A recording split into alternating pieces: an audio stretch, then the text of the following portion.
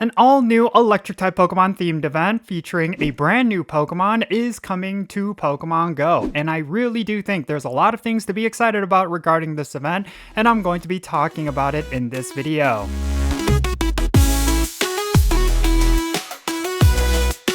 Alright folks, how's it going everyone? Jinsula here with a brand new Pokemon Go video. I hope your day is going really well, and let's get right into it. So we are going to be getting an event that's going to be featuring a brand new Pokemon and a whole bunch of old favorites coming back to the game, and this is the High Zaptitude Event. Now originally I thought this event would be something involving the Pokemon Zapdos, but I was completely wrong. It's actually going to be featuring a brand new Pokemon, which is a flying type and an electric type, and there's a whole bunch of other goodies with this event. So let's go over the details for the High Zaptitude event, and then afterwards let me share some thoughts regarding some of the things you will want to pay attention to. The High Zaptitude event is going to start on January 13 at 10 o'clock AM local time, and it's going to go until January 18 at 8 o'clock PM local time. And the featured Pokemon for this event include Tadbulb as well as Wattrel, which is the new Pokemon. And I will say that when it comes to both of these Pokemon, Wattrel obviously stands out because it's a brand new Pokedex entry, but Tadbulb is also a fan favorite and one of those Pokemon that is actually going to be useful in PvP, specifically its evolved form, so I do think there is a lot of potential with this event. Now, there's only going to be one event bonus for this event, and it's actually a pretty good one. You're going to have an increased chance of getting yourself a shiny Tadbulb when you hatch eggs, which I think is a pretty cool thing because when it comes to hatching eggs, of course, it's going to require some premium purchases of incubators, so for them to give you some sizable rewards through hatching eggs, that is always a huge plus. Now, there's actually going to be global challenges during this event, and I think these global challenges are actually quite interesting. First and foremost, at level 1, we're going to be able to get 2 times the amount of experience whenever we catch Pokemon, which is going to be a bonus that will last for the rest of the event. And then, if we were to unlock level 2, we're actually going to get double the amount of Stardust whenever we catch Pokemon, and the new Pokemon Wattrel is going to be making its debut.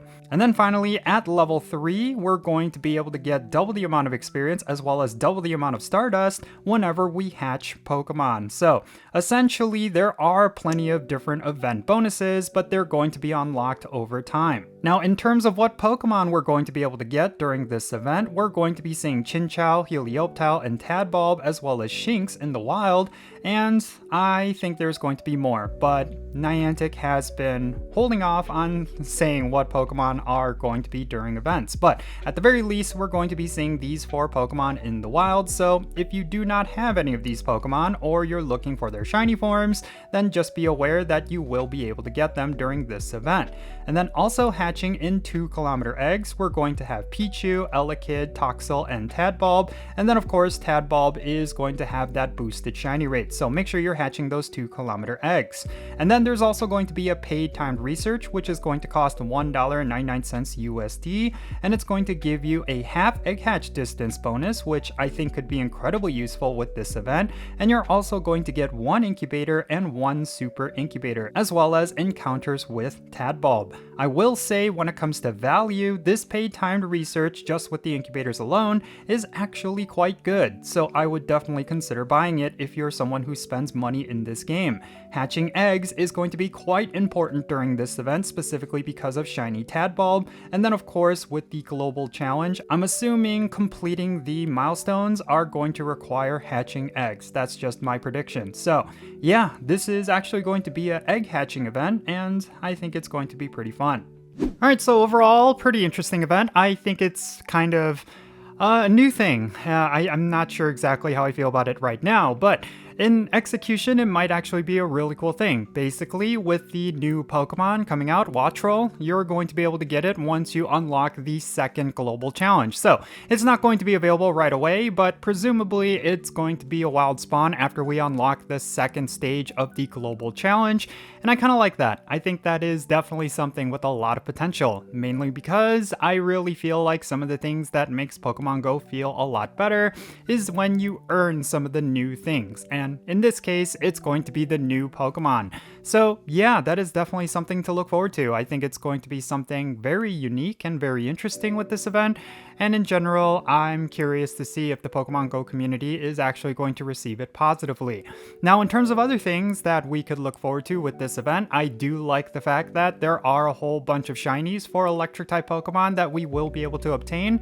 And I think that is something you should not ignore. Hatching eggs is definitely something that is a bit of a priority with this event because some of the egg hatches do have shinies and those shinies are actually quite rare. So yeah, I think that is definitely something you do not want to ignore during this event. So overall, I'm looking forward to it. I think it's going to be pretty exciting, and I really do like what Niantic is trying out here. I think it could go over really well. And maybe it could be a baseline for future events. I really do not know. At the very least, I like the fact that we're not unlocking or obtaining these new Pokemon through premium purchases like hatching eggs or doing raid battles. I think that is something that Niantic has been doing for pretty much a majority of the events that featured new Pokemon, and I think a lot of players did not like that. I mean, at the end of the day, it's not like it's not obtainable unless you spend money. You could, of course, just use your free daily raid pass or your free daily, the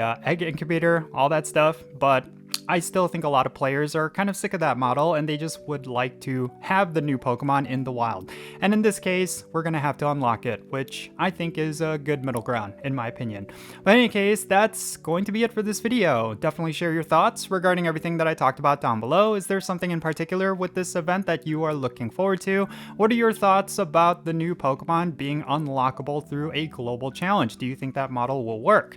Definitely share those thoughts in the comments and let's have a great discussion. And of course, if you enjoyed this video, make sure you hit that like button and subscribe if it's your first time here. Don't forget that notification bell as well so you know exactly when I upload videos, and also check out the links in the description below. And with that said, I am Count Jinsula. Be safe, have fun, love yourself today, and I'll catch you in the next one.